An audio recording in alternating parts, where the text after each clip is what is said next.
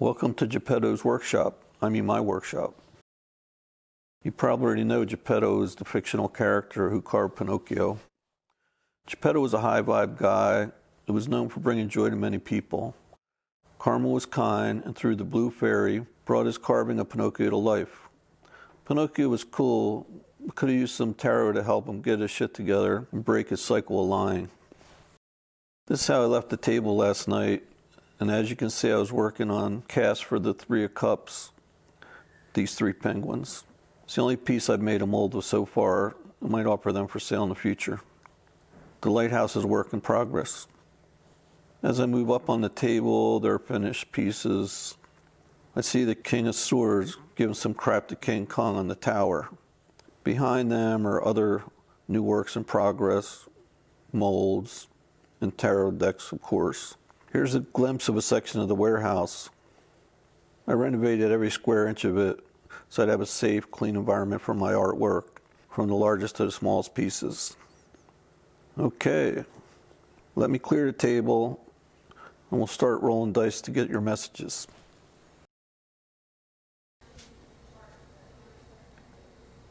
Hello. Probably noticed I changed location. Figured this way I could work on my piece at the same time, do other work on the work table. So here we go.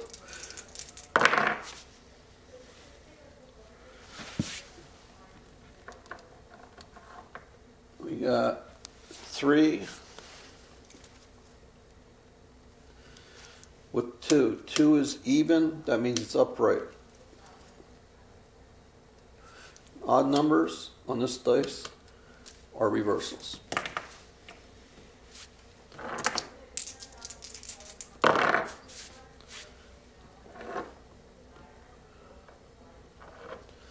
Got 9 upright. So, in case you haven't been here before, what happens next is I go over to the boxes where all the pieces are laid out randomly. They're numbered to match up with the dice, but every time I put them back, they're in a different order. So there's a lot of randomness involved, which I love. Okay, so 5, 10. So we got 13 reverse. I'm going to go with 5 for your reading. 5 3D pieces. There you go. What's that? 9, 79. We don't have 79. Oh, yes we do. That's right. We do have 79. I have an extra piece, a special piece that I added. 79. Upright, because that's a 2. One more. We have 39. 39 upright. Okay, so we got 1, 2, 3 9s. And we got 3 3s, which could be another 9. So maybe you should look up 9. See what 9 means numerology for you. Okay, want to pick the pieces and come back, do the reading. Okay, we're back. And look at these pieces. Wow. I love this grouping as far as the visual goes. The story popped out right away to me, especially because of the justice piece on the bottom right, the hand with the ruler. I went to Catholic school, and that's how the nuns dished out their justice. A little slap on the back of the hand with the ruler. I remember one time one of the sisters asked each student to come up and slap her on the hand with the ruler. Can't remember what that was all about, but we did it. Oh my God. So anyway, this reading's for Taurus, pretty much for the rest of October. And I happen to know a Taurus who might be in this situation. I hope not. I haven't seen him in a long time. He's a good buddy of mine. Anyway, if I say air signs or swords, something like that, and forget about Earth, don't hold it against me because almost everything on here is about air. We'll go through it all one by one. I'll try to make it pretty quick. Here we have the King of Cups, water, Scorpio. He's a king, so it's not easy to get to be a king. All the kings have their gifts. He's known as the more emotional king. And that could be good, could be bad, of course. They say he's very emotional, but at the same time is not great at expressing his love or feelings. The piece in the center down there, the reddish female, that's the Queen of Swords. Some people call her the bitch card. But she's very intelligent, very well-spoken, sharp, strategic, very fast. She understands things very quickly. But she's also known to be very quick at cutting people, either cutting them out of her life, blocking, and sometimes uses her sharp words to cut them on the way out. Next to that is the Justice piece, which I talked about a little bit. But I have to say one thing. Let me just go over this as a group. If you look at the group, we have two kings and a knight and a queen. It's a lot of court cards, and they say court cards represent real people in real life as the primary way of looking at them. So we have 4 people, and then we have justice almost in the middle. And there's 5 pieces. If you laid them side by side, it would be in the center. So justice is about legal matters, can be karma. It's all about justice and truth, as you would expect. The scales of justice, traditional cards, all about balance. But I don't know if you remember, but this piece is in reverse. So that's not good. That's very bad. It means you've been caught doing something, and it's probably better to confess and ask for forgiveness and hope for the best.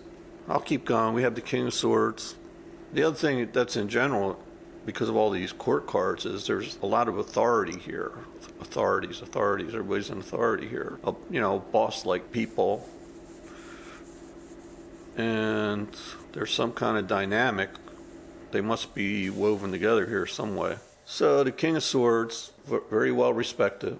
He could be a judge, a lawyer, high military rank. He's definitely a strong fighter type, but he's at the top of the game, so he does it mostly with words or has other people do his work, like the knights and the pages. Next to him, on the right, the back, the last piece, is the Knight of Swords. So we have so much air here, it's crazy. Because not only are these 3 pieces, the Queen of Swords, the King of Swords, the Knight of Swords, but we have Justice, which is also air. A lot of air means a lot of communication, a lot of strategy, a lot of planning, a lot of behind-the-scenes action going on. The knight in the back here with the dagger and the derringer, which there are actual weapons like that. He's considered definitely a warrior type, a policeman, military, militia maybe, but at the same time he's considered pretty honorable when he's in the upright, which he is. The only problem with him is sometimes he could be overcautious and over-analytical.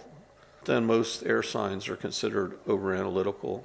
So if they're looking at this, even the graphics, I don't know, the pieces look warlike to me.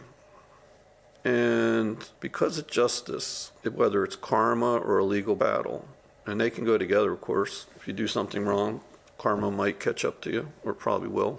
The major arcana here, the only one here is justice, by the way. So that's very, very important. So really I saw this as soon as I saw who they were, who these characters were. To me, there's some kind of legal battle going on. Could be a divorce, might be a divorce. Because you have another king, which could be another man with the queen, and then you have the knight, which could be another man. So there could be some type of 3-party. And I don't say this stuff lightly. When I started this, I didn't want to do basically just love relationships like that. I just want to do whatever comes out. And in this spread here, it's pretty darn obvious. I mean, of course, I'd love to hear other people's interpretations, but I don't see how we can get around it. The other thing, though, could be is the knight is fighting for one of the kings, could be his lawyer fighting for him. But there's still some kind of legal matter going on here. Or a relationship battle, which in that case, I don't know how the knight would help, but friends sometimes help people in good and bad ways. Hopefully nothing shady's going on. But I think the advice so far has been something shady's going on, or there's a divorce going on. The best thing to do is to be honorable. Otherwise, karma will catch up to you again, and it could be worse than it is now. Okay, I'm going to pull one of these Moonology pieces here. It's Moonology box. It comes with a book and the cards. I did shuffle earlier, but I'll do it again. Oh, you know what, though? No. Well, hold on. Hold on 1 second. I think I'm going to pull one card for justice. Yeah, I'm going to shuffle. I think I'll pull back the camera a little bit so you can see the card. I'm going to use very small cards. These are like the mini cards, but they're cool. It's the Visconti tarot. See if I can get in here to show you. See how tiny they are? Although for some reason they always get hung up at the top. Guess I'll figure it out one day.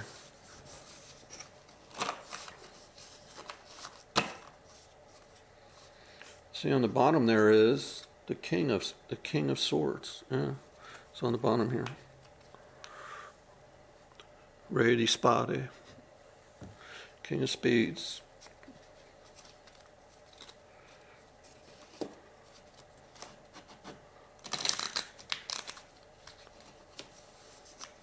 One more. Let's shuffle one more time. Just saw a knight of swords. Yeah, that would be interesting. We could get the same ones pop out again.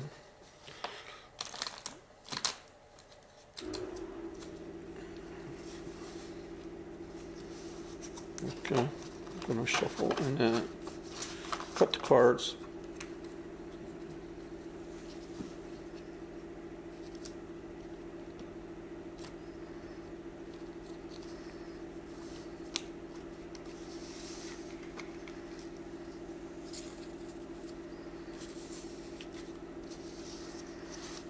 Okay, so let's clarify justice.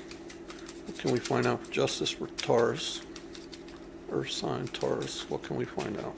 What do we need to know? How do we learn more about this situation? Clarifying justice. There we go. Flipped upside down at the last second. The 6 of coins.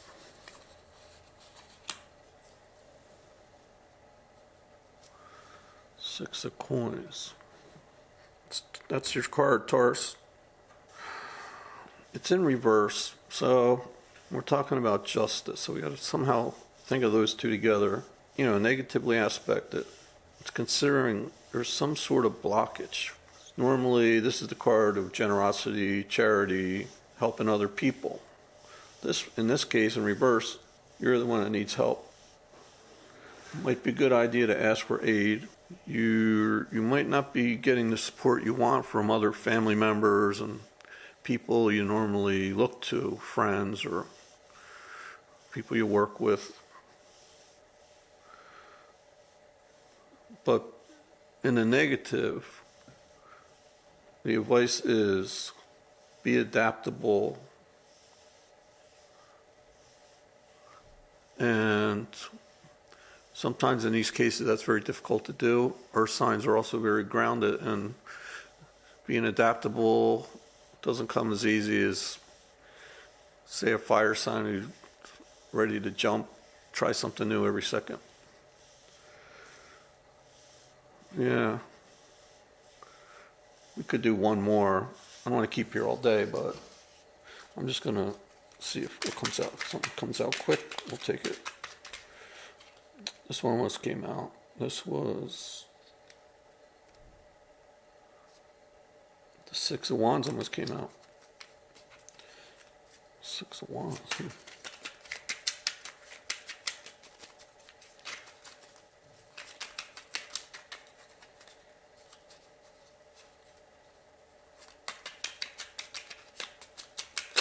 There we go. We'll take this one. So we have an upright, the Ace of Pentacles. The Ace of Pentacles. Okay, well that's good. I'm glad that we end on that. Glad we got that one more card, because the Ace, of course, means a new start. Aces are ones. You can see on these cards are cool cards. The top it says one. It's in like 4 or 5 languages. I like the Italian, of course. They say denari. Denari is money, coins. Pentacles. So,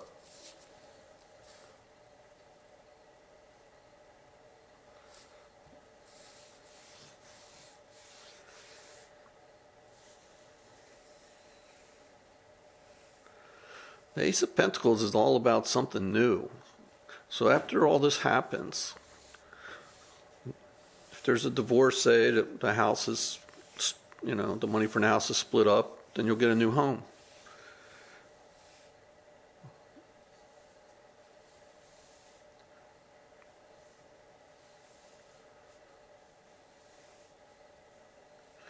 It's the beginning of trying to build a new, stable foundation.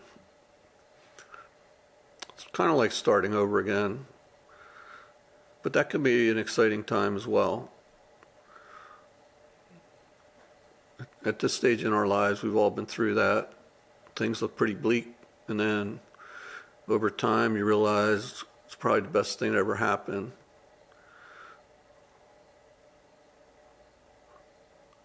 All change comes with struggle, or at least the fear of struggle. But from what I've seen around me in my life for sure, is change has been the best thing to get me to where I want it to be. Trust in spirit, and you can receive things you wouldn't even ask for. You'd feel too greedy to even think about. So when you are starting to manifest, starting to dream of the next chapter in your life, dream big. Dream bigger than you could imagine, and even something bigger than that could come to you. All right, we're going to pull a Moonology card. I'm going to shuffle quick.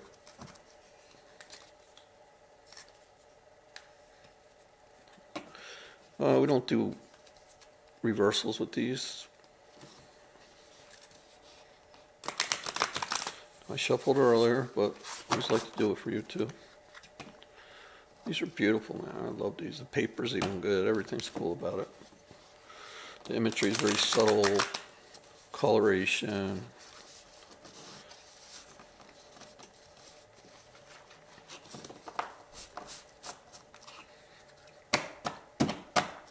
Okay.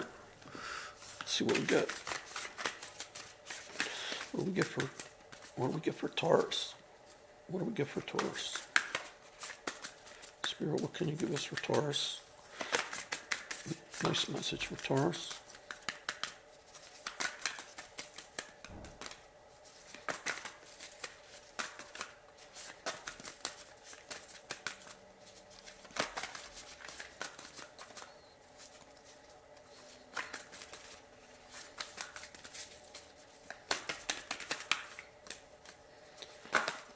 Okay, I'll take that.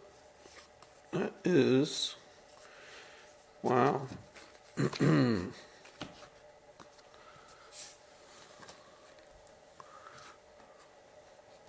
Be bold and make the first move. Cardinal Moon. Be bold and make the first move. So whatever matter you're dealing with, be strong. Don't hold back. And again, you have the ace there, so maybe with your next phase of life, if that's what's going on here, you need to be bold. All right, I'm going to look it up in the book, though. Full moon in Scorpio.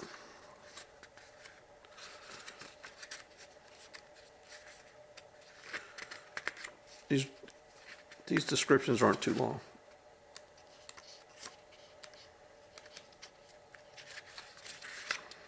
This is a cool book to purchase, I think.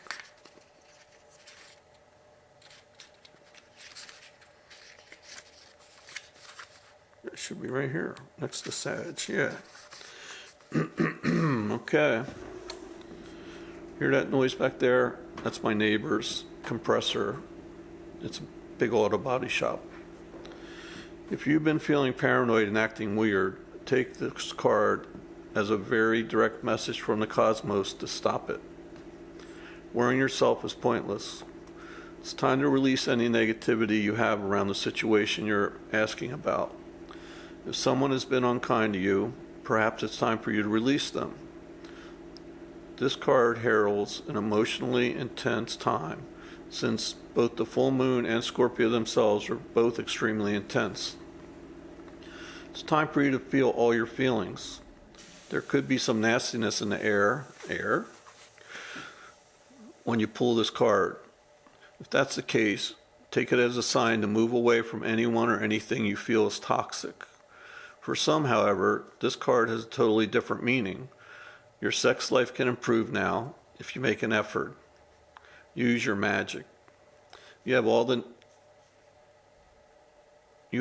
you need inside you to bring about your desired result. Has these other little points, quick points, attuned to the moon. Emote, exclamation. It's all better out than in. It's all better out than in. Additional meanings for this card. It's time to move from living fearfully to living joyfully. You're right to have your suspicions. Grudges are toxic. Let something go. The end of an argument. The end of an argument. Well, this seems to go perfectly with what we've been talking about here. Usually I hope people find that my readings resonate. In this case, I hope they don't resonate. I hope you're doing good. Your relationship's great. You don't have legal problems. But if you do, I think there's been some good advice here. Something to think about. So thank you all. Come back. Don't forget to like, share, comment, and subscribe. Bring your friends next time. Take care. Bye.